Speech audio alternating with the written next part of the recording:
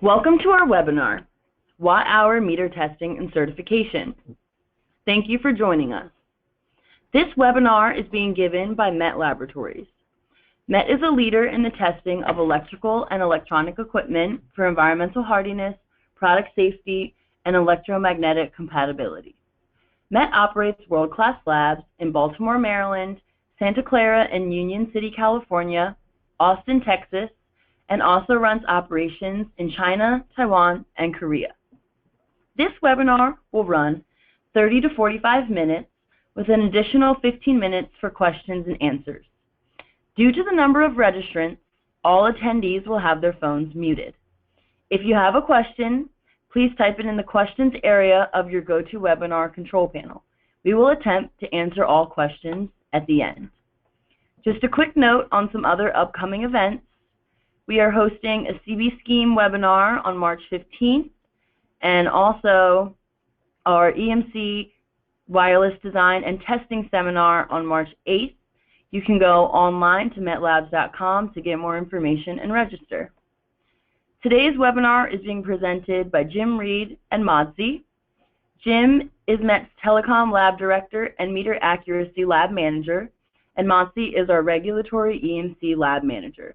At this point, I will hand over the presentation to them.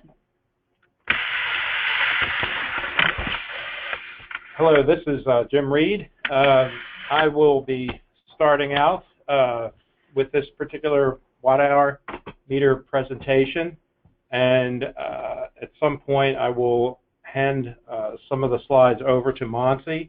Modzy handles some of the tests. As we go through here, we'll see certain EMC tests and accuracy tests. My group handles the accuracy portion of the testing, sort of the core accuracy test, as well as the environmental test that are outlined in this presentation, and Modzy's group handles the EMC types of tests. So with that, we'll get into the presentation. Before we start, some accreditations and recognitions. MET Labs has been around for quite some time now. We have lots of different types of accreditations, just a few listed here.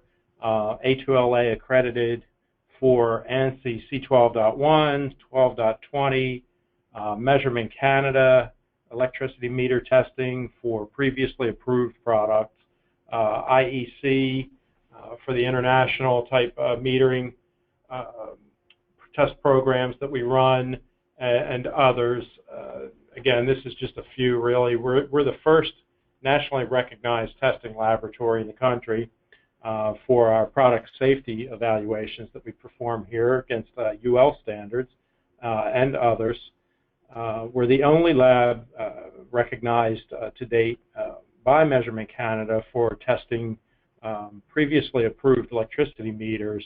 So our results for those types of situations where you're modifying product, for example, and need to undergo some additional testing, retesting to prove that the modifications are still within compliance, our test data will be accepted by Measurement Canada there. We're a designated telecommunications certification body for our telecom testing that we run here, as well as the EMC group and some of our wireless testing. Our product safety group is also considered a CB certification body by the Standards Council of Canada, and we're recognized by several public utilities commissions and public service commissions, just a couple there, Maryland Public Service Commission, the New York State Department of Public Service, and the California Public Utilities Commission, California Solar Initiative Program. Our test data is accepted there as well. So basically, we're going to run through our MET meter certification testing programs.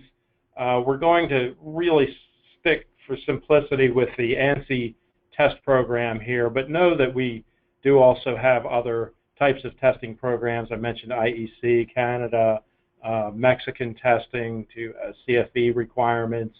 But Many of those standards bring in the same sorts of testing that of course, are in the ANSI, some different, of course, different ranges and some different types of tests, but all, essentially the same sorts of tests. So we'll stick with the ANSI and run through that. And basically, we'll talk about 4 different basic types of test programs that we offer here. For our ANSI program, we have an ANSI meter certification program, whereby we are evaluating a meter product to the ANSI standard. 3 samples are required per ANSI. And at the end of the test program, of course, assuming all passes, and normally it will at some point, you'll receive a report of compliance that details all of the testing that was performed, what the data is, what the configurations were during the course of the testing, firmware revisions that were installed in the meter product, and these sorts of things. All the details are in that report of compliance. That's one program. The second program is really that same thing, but the MET meter certification program has a follow-up service that's attached to it, whereby as the meter device matures and changes are happening to the product, hardware modifications, firmware modifications, MET and the meter manufacturer discuss those changes as time moves forward, and it's decided whether or not certain changes may affect previous compliance. And the idea of that is that the buyer of these meters would have a higher comfort level that as time moves forward and changes are occurring to the meter product, that there's that sort of check and balance there, that an independent lab is involved in reviewing the changes and looking at rationale for why compliance should not be affected, or if it's determined compliance could be affected, that additional testing was taking place, rather than having a meter product that was tested 2 years ago, and it's almost certainly some changes to that product over time, and not having that sort of idea of whether or not those changes were being looked at by an independent lab. So that's the second program. Excuse me. Also, we offer customer-specific programs, so we'll run any type of program that you may have, either it's an internal test program, or maybe it's just a part of what all of is required by ANSI. And we'll certainly run those sorts of programs and issue a report of compliance to those particular tests at the conclusion of that program. And finally, the pre-testing program we offer would be something that we would try to target some of the more problematic tests up front. This would typically be prior to getting into the full test suite. And we're really trying to target some possible failure areas before we get into the full testing, and perhaps have to go back and rerun certain tests. So it can be an advantage, particularly for a new type of product, if there's some questions on whether or not it would make it through the full compliance test program. So the meter certification program, again, we're sticking with ANSI for now.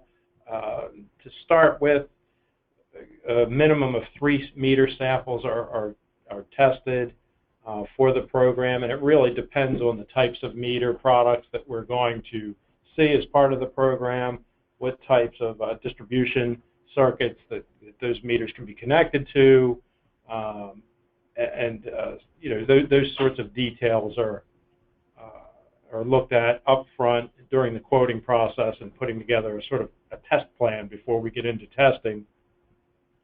So the folks at MET here will review the meter, where it's supposed to be installed, what the configurations are, and determine what types of tests would be applicable and how many samples would be necessary for a test program. Again, at the end of a meter certification program, you'd receive the report of compliance and a certificate if you went through the full meter certification program. Those meters are, we've got a database on our website where those meters are maintained, so that perhaps your customers can view and see that those meters have gone through our process and they show up on that list of approved products.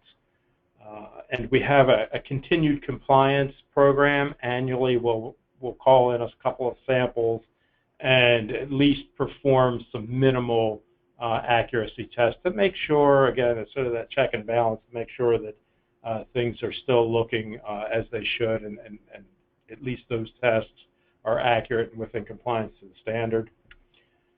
And finally, after the test program, MET is going to work with the manufacturer to, it's an open dialogue really, to review any kind of change to the product, hardware, software, firmware, to assure that any of those changes would not possibly affect previous compliance. And if it looks like that may be the case, then we would certainly suggest getting into some additional testing, which would not necessarily, and typically is not, the full test program, but just really targeting some tests that may be affected by that particular change to the product. So with ANSI, we have 38 tests that are listed in the document for the accuracy testing. You see those here. I mentioned earlier there are 3 labs here internal to MET on one location that perform, that are part of the meter accuracy test program. You've got the core accuracy tests, essentially the first 14 tests that you see there on the list. Several EMC types of tests, as well as the environmental tests. The important thing to note here is there are series tests as part of ANSI, whereby, and there are 8 tests there that you see noted with the asterisk. Those tests are considered series tests, meaning that the same sample of meter needs to run through those tests. Not necessarily in any specific order, but the same serial number, really kind of looking for accumulated stress to some degree. The same sample needs to go through that group of tests.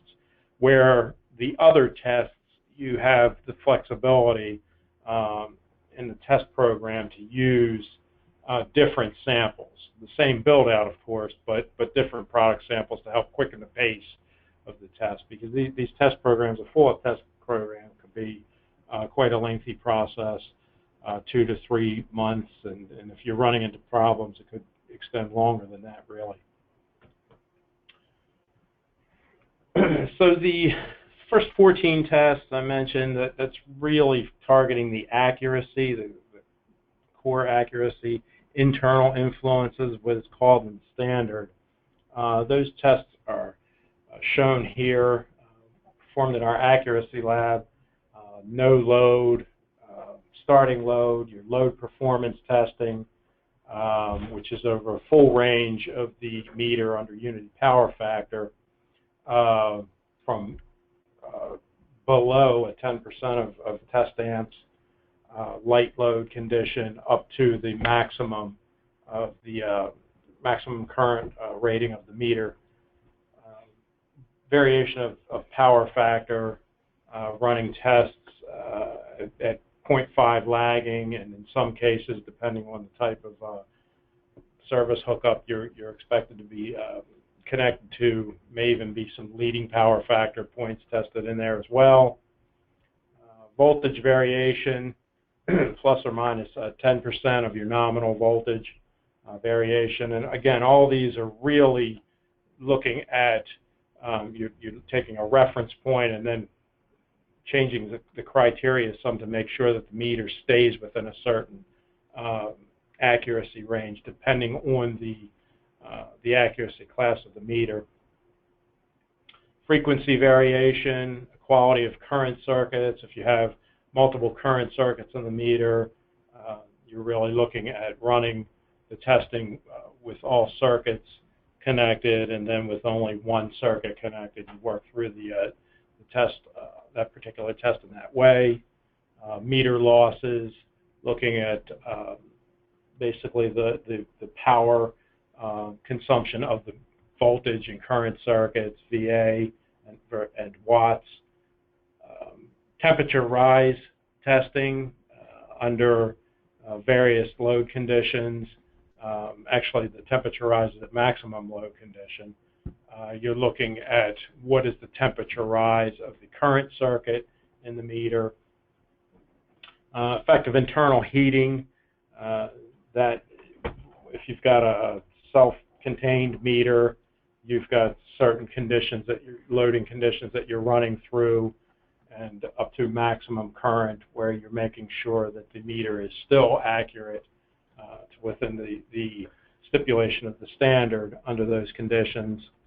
Stability, a 2-week process where you're checking daily the performance of the meter under load for a 2-week time frame.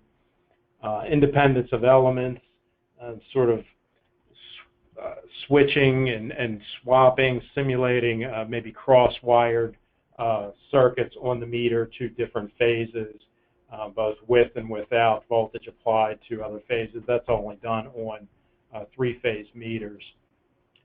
But that group there, test 1 through 14, is really the internal influences, all accuracy, ambient laboratory conditions, and in many cases, balance loads. I'll skip over what the EMC lab does for now, and I'll let Monty discuss those. But these tests that you see listed here are performed in our environmental simulation laboratory. Effect or variation of ambient temperature, test 19, making sure that between 20 degrees C through ambient and up to plus 50 degrees C that the meter maintains accuracy for the standard.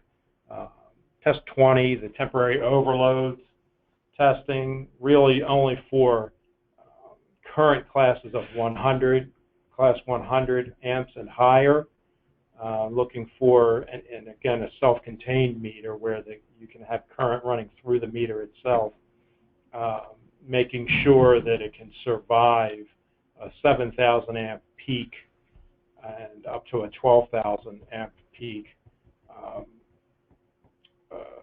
current surge in a fault condition. So there's more to it, and I know I'm skipping through it rather quickly here, but just give you an idea of some of the tests that are involved.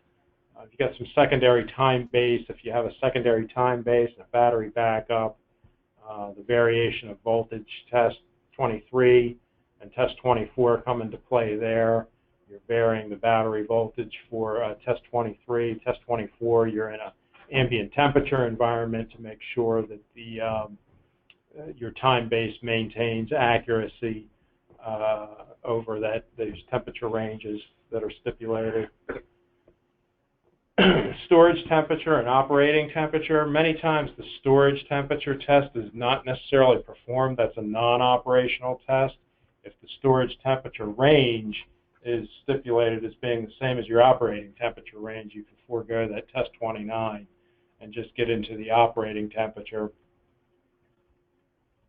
There you're going from a minus 30 degrees C up through a plus 70 degrees C, and it's a 7-day test where you're sort of varying the temperature up through there. It's done under load, and you're making sure that the meter maintains accuracy and, more importantly, doesn't sort of wink out during any parts of that test.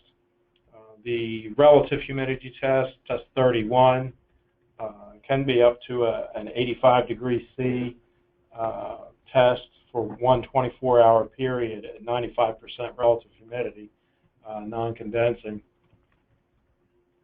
Test 32 through 35, mechanical shock, transportation drop, mechanical vibe, and the transportation vibe. They're all transportation type tests. 2 of them are packaged. The transportation drop and the vibration are packaged tests, and they're done together.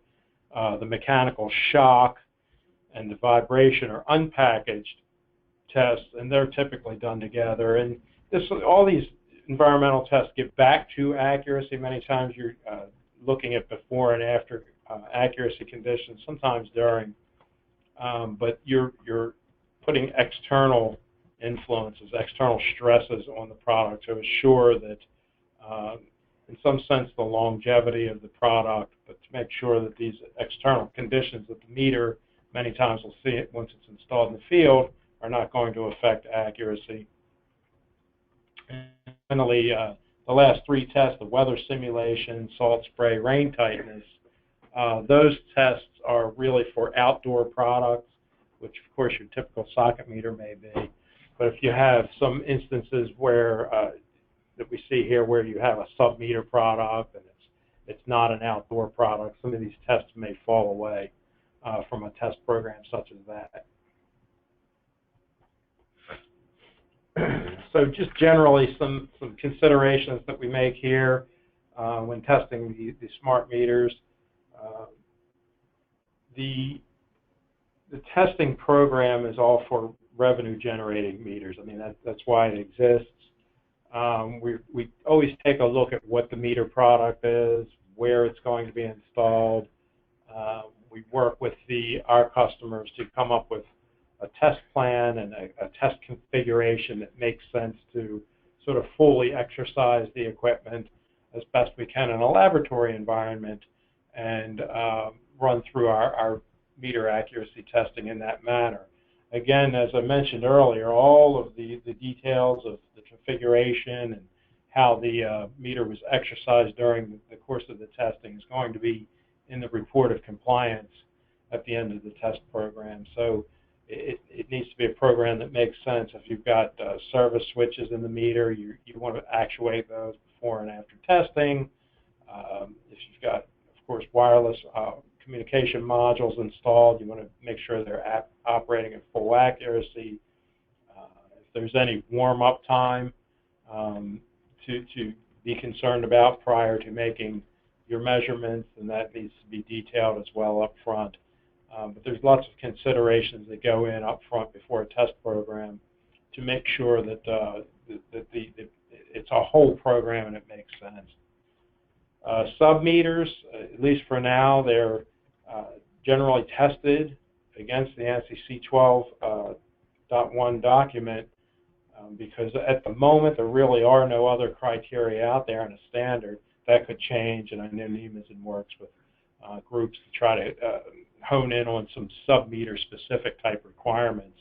But for now, at least, many of the Public Utilities Commission, the Public Service Commissions, they point back to the ANSI C12 standard. So this is really what we have now. And as I'm talking about here, we try to take into consideration what the product is, how it's to be used in the field, where it's located, and really eliminate tests that don't make sense for that particular product, where you don't necessarily have that type of a flexibility for your standard socket type meter. For a sub-meter, that could change a bit. And it's got to be rational, it's got to make sense, but we do mold a test program based on what the product really is. So I've probably touched on quite a bit of this, using the engineering judgment to look at the meter products when they're modified. Do we need to go through all of the testing again? Chances are that's almost never the case unless it's a completely different product for a particular modification. We do want to test 3 samples or the number of samples that is stipulated by any particular test standard to make sure that we have, if we're doing partial testing based on that modification, at least we're making sure that we're testing the samples necessary that maintain the integrity of the initial test program. So generally what we're seeing here, again, modifications to firmware, hardware, and it's a case-by-case situation really on what would be required for any particular change to a product that's been previously tested. And we huddle up here and get the different disciplines together and make a determination on what we feel would need to be retested, and we'll take it from there. Some of the common failures that my group will see in the accuracy and the environmental, right out of the gate in a test program, we'll run at what we consider as received accuracy, a full load, light load power factor. And surprisingly, there are times where that quick, down and dirty test, if you will fail right out the gate. And many times it's just not been properly calibrated. There are times where it probably left calibrated and in tolerance, but because of the shipping, something may have been damaged during shipping.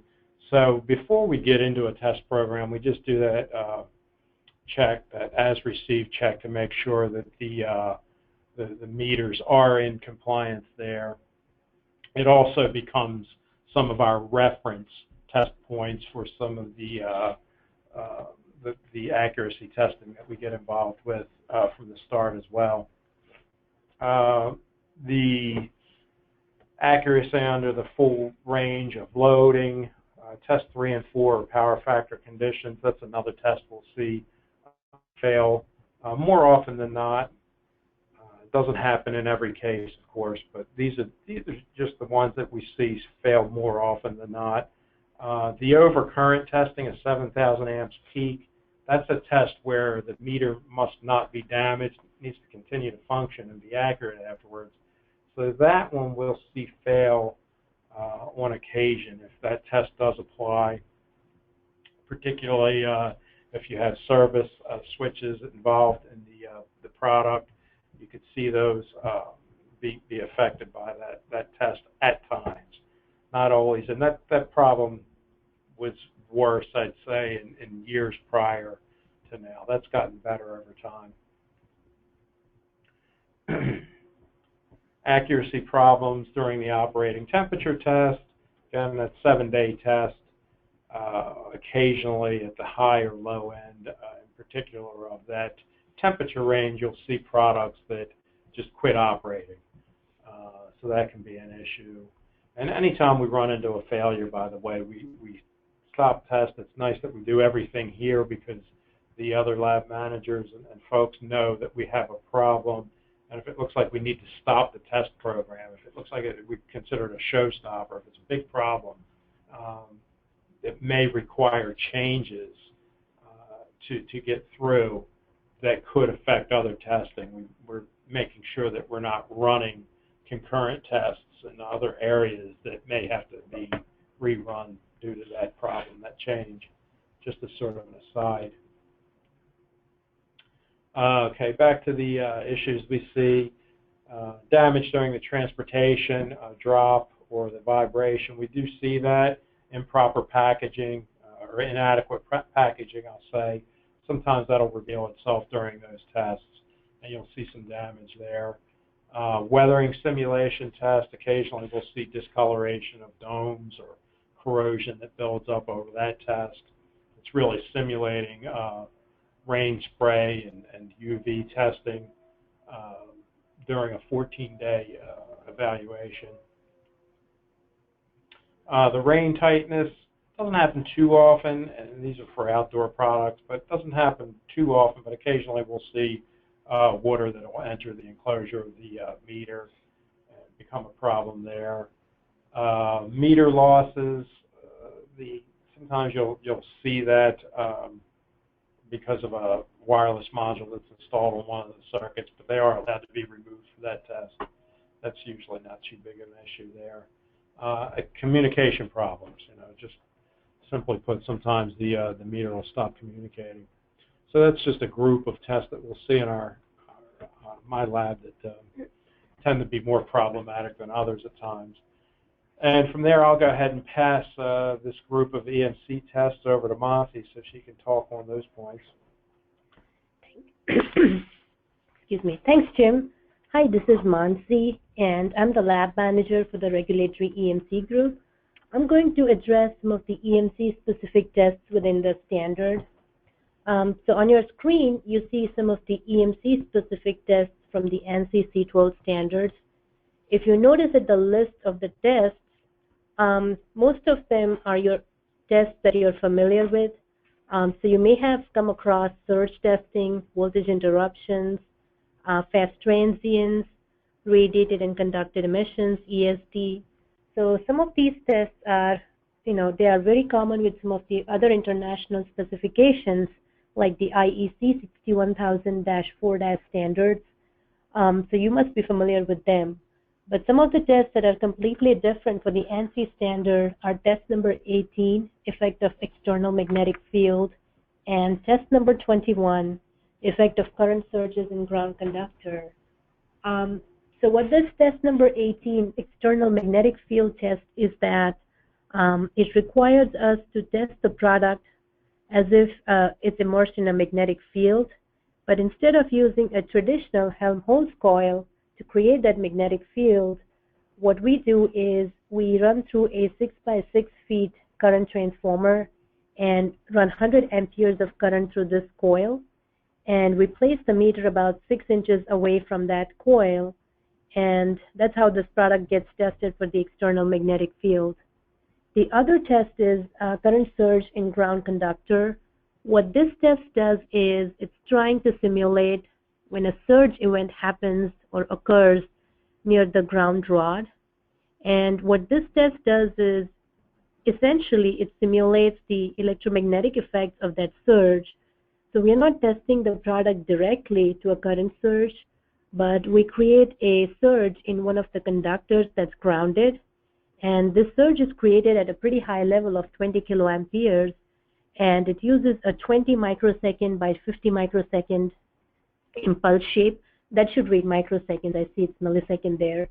So it's a 20 microsecond by 50 microsecond impulse, and the test is performed at 20 kiloamperes, and the product is placed just mere inches from this grounded conductor, and essentially it sees the electromagnetic field that's created due to that impulse. That's what the meter is subjected to. So that's something that's definitely different. Some of the common EMC test failures that we see here are, listed there. The top one there is definitely on the insulation test, which is test number 15. And this test is performed at 2.5 kVA, and we are supposed to run it for about 1 minute. And typically what happens is the limit on that test is that the leakage current should be 5 milliamperes or less. And most often, we see that the current either exceeds that, or we see that even if the current was either 5 milliamps or less when the testing is performed, but after the test we would find that, the accuracy, the post-test accuracy is not in tolerance. So that is something that we see often. The other thing that we notice is on the surge testing, definitely there's a component damage, some burnt MOVs, burnt components. Sometimes we also see that the watt-hour reading on the meter does increase during the surge test. Now, if you have a meter product that uses external CTs, we also are required to wire those external CTs with the meter and have them included in the surge test setup. So what happens is somehow when the surge energy gets coupled onto those CTs, we see that the watt-hour reading is increasing, even though there is no current being applied to the current circuits. Then the next failure we'd see is, the emissions. According to FCC Part 15, the emissions exceed the limits, and a lot of times people are perplexed as to why the emissions would increase, especially because the product has most times undergone either European testing or FCC testing, and the product seems to pass those testing. So one important thing to notice here is that for emissions testing according to ANSI, the testing is done to the Class B limits, not the Class A limits. And the second thing is the setup is somewhat different for the ANSI standard as compared to how you would test it, say for European testing or FCC testing. The other issues that we run into are, radiated immunity testing, wherein the kilowatt-hour reading on the display changes. Now, the standard requires that whenever we perform EMC testing, when you're not applying any current to the current circuits, which is how most of EMC tests are performed, then the watt-hour reading should not change by more than one least significant digit. And the standard is really vague. It doesn't give you clarification on how the display should be. It doesn't say that the display should be in watt-hours or it should be in kilowatt-hours. And if the resolution is in, milliwatt-hours, watt-hours, or kilowatt-hours, all it says is that, the resolution should not change by more than one least significant digit. And, it's the same concern that we see here, that when you have external CTs, more often than not, they will get interfered with, and that's where you see the watt-hour reading being changed. The other thing we see is AMI, AMR modules, any wireless modules that you have on board. They might get damaged as a result of testing. This is happening increasingly less often these days, but that is something that we also see sometimes now. And the last thing is post-test accuracy check is out of tolerance. The standard requires that before and after we perform certain EMC tests, we are required to check the accuracy of the meter in what is called as a performance verification. Excuse me. And sometimes, the test may seem like it's passing. Like I mentioned, the insulation test, everything might seem okay on the face of it, and when you perform the accuracy check, you would notice that the accuracy check really falls apart. So, what are some of the things that you should consider when sending in smart meters for testing? One of the most important things that I would like to stress on is make sure that whatever you're sending, is that a good representation of your typical installation. For example, if your product is a meter that resides either close to, next to the, breaker panels with the CTs mounted directly inside, you know that the CTs are going to be inside a shielded enclosure. So when you provide us the samples for testing, make sure that, the CTs are also shielded, which are representative of how the final installation is going to be. Because a lot of times the failures occur because of, the CTs getting in the way. For insulation testing, if you have any MOVs, if you have any circuitry that senses voltage, we need to know of any such circuits so that when we test for insulation, we can either get around it, we can disable the MOVs, remove them for the testing, and then perform the testing so that we know that we are testing accurately. So that is something that we definitely need to know beforehand.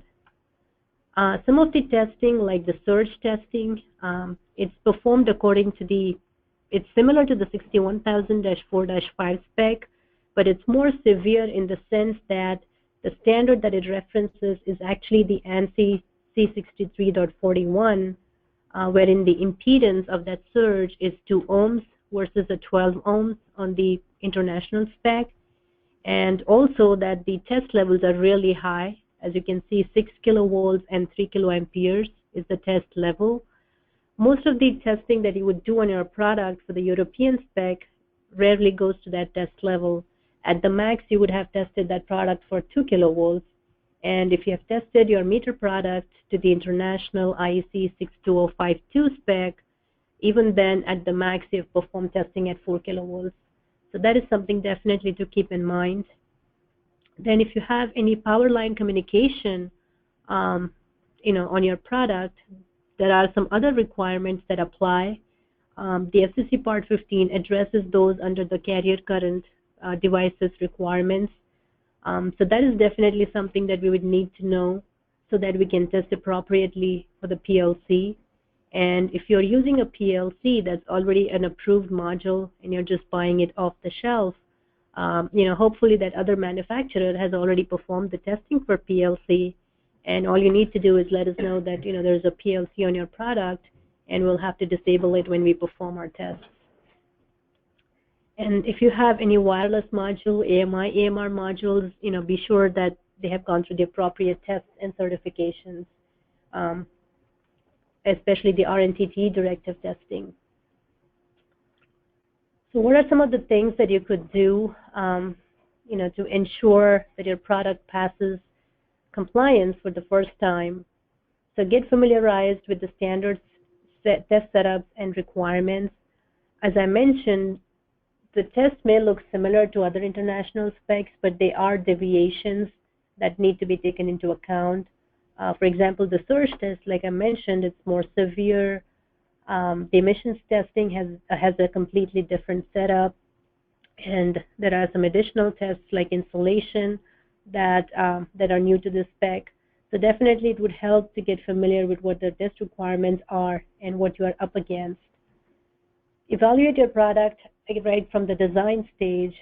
As you go through your product iterations, it's always a good idea to, ping us and let us know, this is what we're proposing. Do you think this would meet the requirements? We could look at your product, we could evaluate it, we could do a quick pre-test to check how the EUC behaves. So those are definitely some of the things that we could do. If your product is a sub-meter, now this is critical because we don't have a sub-meter standard as yet. We're still using the NCC 12 spec and evaluating your sub-meter against the NCC 12 spec. So some of the requirements really don't make sense when you're comparing it to a sub-meter, but since that is the standard that we have out there, we try to best use our judgment and apply it as it relates to your product. But it would make real sense if you got together with your buyer and got their seal of approval on the test plan that we can help you create or come up with. Use the pre-testing option for high-risk tests. We have already highlighted some of the high-risk tests for EMC as well as accuracy. You can glance at those tests, and if you go through those tests and perform some quick pre-testing, it will eliminate your risk of failure and also reduce your costs for the test program. And definitely make sure that your product has the appropriate certifications for the wireless modules. I'm going to hand it back to Jim now. Thank you, Monty. Okay, so just quickly, we've been talking about meter certification programs as a part of that goes beyond really what is required by the ANSI spec or some of the other meter accuracy specifications that we test against. We have optional tests that, depending on your situation or perhaps a buyer requesting certain types of tests, we have a product safety group that has certain certification and listing programs under our nationally recognized test lab status, our NRTL status. We're OSHA approved for the UL 61010 standard, if that would be something that you would require or need. We also test to the UL, and we are approved now by OSHA for UL 2735 and the 2735C standards that are more safety-related standard for the metering devices. So that's probably something that'll gain speed in the industry as time moves forward in terms of being required, along with some of these other the accuracy tests and so forth that we're talking about. Another optional test, HALT-HAS, to try to get a robust product into the field. The highly accelerated life testing is the acronym, or HALT is the acronym for that, and it's designed for stressing the equipment, almost in a sense trying to break it. You're trying to draw out the weak parts of the equipment, take care of that, redesign those areas, and sort of move forward.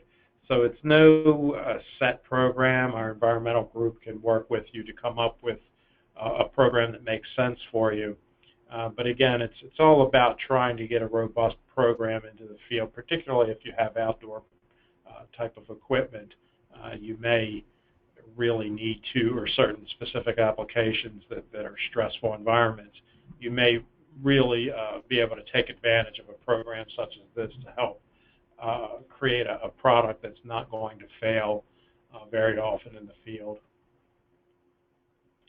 Any type of, got it listed here as utility deployment concerns, but really it could be for anyone that has field failure issues that they're seeing crop up, and it's becoming more of a problematic type issue, we can work with you for coming up with a test program that we can control here in the lab that simulates some of the circumstances that the meter may be experiencing in the field, and try to get to the bottom of what may be happening with the product.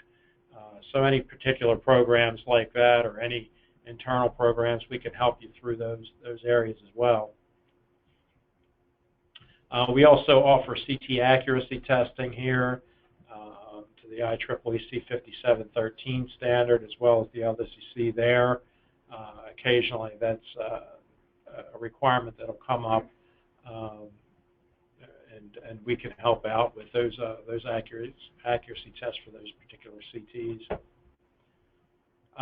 Just quickly, some changes that are coming to the C12.1 2015 revision. I'm not sure it's going to be 2015 labeled anymore. It's been delayed in being released, but to date, the 12.1 standard has really been considered a 1% accuracy standard. There's going to be 0.5% accuracy criteria added to that as well. Some other changes that are noteworthy here: the temperature rise tests may be modified somewhat from what you see now in the standard, eliminating an empirical calculation that's done and really being more of a fixed limit at the meter socket jaws rather than the way it's performed. So it's a slightly different test, perhaps the way it's performed now. There are line surge tests where you're able to, right at the moment, you've got to check accuracy before and after these tests. They're going to group a couple of these surge tests together where you can check accuracy before and after the group to help expedite the test program somewhat. The same is true and really is known in the industry as being done now, but for test 30 and 31, same type of situation where you can check the accuracy before and after. You're still making sure that the meter's operating during, and you can also take a look and make sure that it's accurate during as well, but per the definition of the standard, checking accuracy before and after. I also noted there at the bottom for C12.20, which is also under revision currently, harmonics are going to be added. Harmonics accuracy tests are going to be added to the standard. Those you see, and they're going to be slightly different, but you do see harmonics tests in the international standard. That has not been a part of the ANSI standard as of yet, but that's coming. Some of our other test programs, we've alluded to these, again, the IEC, the UL 2735, the Mexican CFE standards we'll test to as well, Measurement Canada, and China National Standard that you see down at the bottom there. Again, all accuracy for electricity meters that we can run those programs here for you. Quickly, the benefits of meter certification program: obviously a third-party, unbiased opinion and testing done by a recognized laboratory in the industry. We're able to monitor changes if you go with the full, or even if you don't go with the full meter certification program. If you have changes to the meter, always bounce those changes off of us to get that opinion on what may be affected by that particular change. Customizable test programs. We sit on the ANSI committee for the various ANSI C12.1 test specifications, so we are up to date on what those changes will be. Public confidence. You know, some of the questions that may arise for the newer in the public's eye anyway, type of meters and how they may affect their bills and that sort of thing. Just public confidence in having that independent lab, not just the say-so of a manufacturer or a utility testing the meter, but an independent lab that says, yes, this meter is accurate, we've tested it. And that about wraps it up. That's our information there: phone, website, an email. If you have any questions that aren't addressed during this particular presentation, feel free to contact us. So as Jim said, that concludes the presentation portion of the webinar. Tomorrow, an archived copy of this webinar will be available on metlabs.com, and we will send a follow-up email with the link to this file. Now we will answer questions. If you do have a question, please type it in the questions area of your control panel. For questions we can easily address now, we will read the question aloud and then give an answer.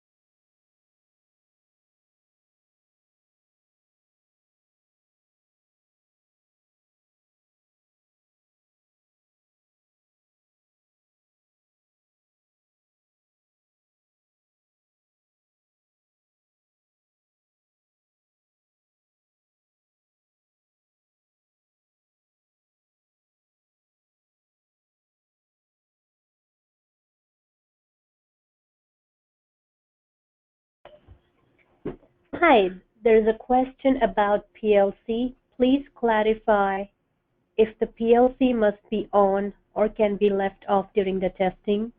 So that really depends. If your PLC has already been tested, by some other manufacturer or by yourself, then we don't need to include it in our testing here for the ANSI C12.spec.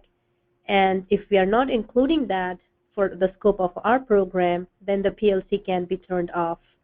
But to be clear, there are requirements that the product should be tested as a digital device for Subpart B, and if the PLC hasn't been tested before, then we'll test the product for the PLC specific requirements as well.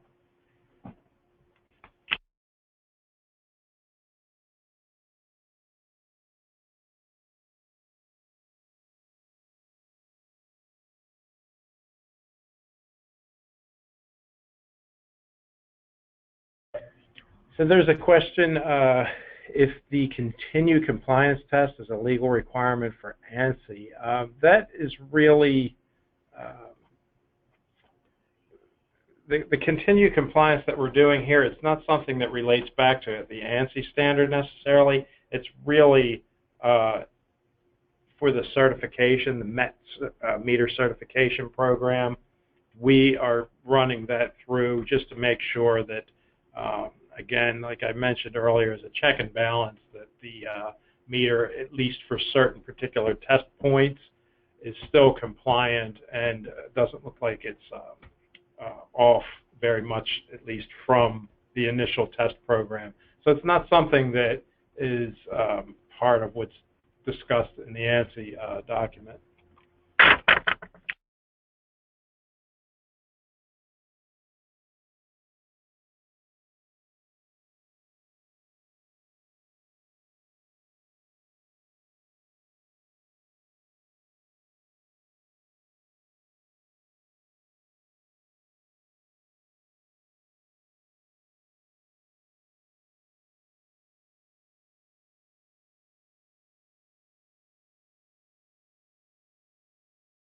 So there is a question on wireless RF communication.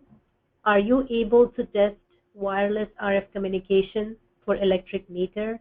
If yes, should we provide the testing kit, or does MetLab have the equipment for this? So I'm not quite sure what the question is about, but I'll just explain that MetLabs does have the capability of performing wireless testing.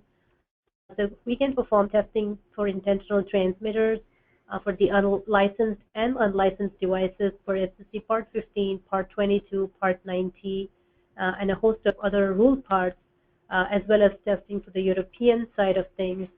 But as far as communications is concerned, we do have partner labs that we can rely on for doing the CDMA testing and such.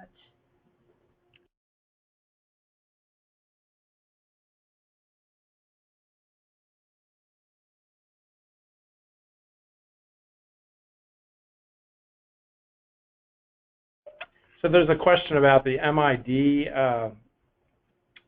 the Measuring Instrument Directive for European testing. At the moment, we are working with a group, a notified body that has to be a partner of ours in Europe to gain a path to the European testing. We can perform the testing, but the notified body status, right now the only notified bodies for the MID directive are located in Europe. So we are working toward a solution for our customers in that vein.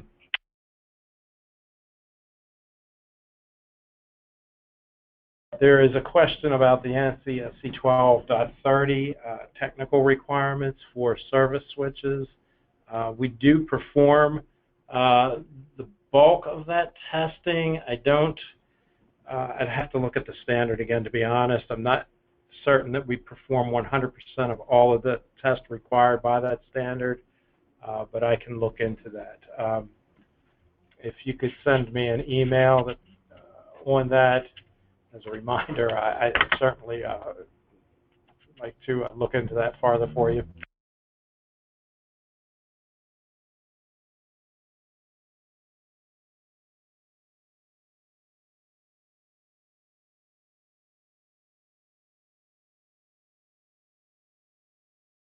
Oh, there's just general question about submetering. Submetering is really a meter that sits behind the utility revenue generation meter. So, for example, a pretty good example of it, I suppose, is a meter or a panel of meters, for example, that an owner of an apartment complex, or say you have an apartment complex or have 10 dwellings that you're monitoring each dwelling for their energy usage, but you're receiving a bill, of course, from the utility, from their revenue generation meter, or group of meters, and now you are using that sub-meter to appropriately bill each tenant.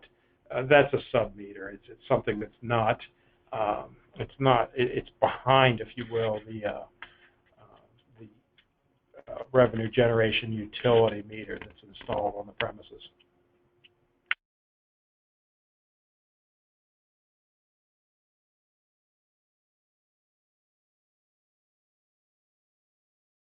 Okay, there is a question about the Measurement Canada certification. Yes, we do perform the Measurement Canada certification testing. Now, again, the only hitch with the Measurement Canada testing is that it's got to be a meter that is previously approved. So, in other words, you've gone through the process of getting your meter approved by Measurement Canada. It's being used in the field there. Now you've got changes. What has to happen is you go to Measurement Canada, discussing the details and giving them the details of the modification of that product, and they will give you a test plan. This is what testing needs to be performed in order to maintain compliance and maintain their approval. Once you have that, you're able to come to MetLabs and we can perform that testing for you. So it's a little bit of a stipulation there. If it's a new product, it's got to be tested by Measurement Canada.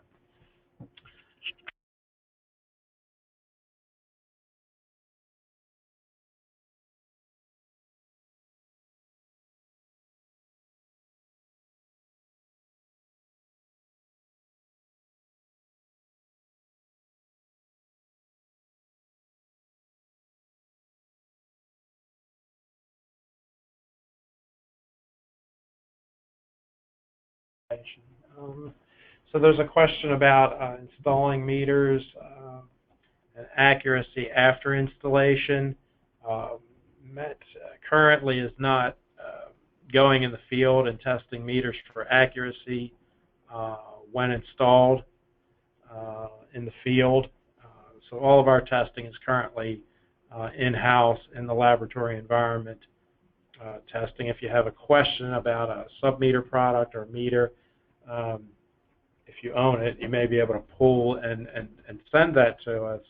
But typically what happens is those tests, if there's a question of accuracy of a meter that's installed in the field, those tests are performed by the utility or the entity that owns that meter.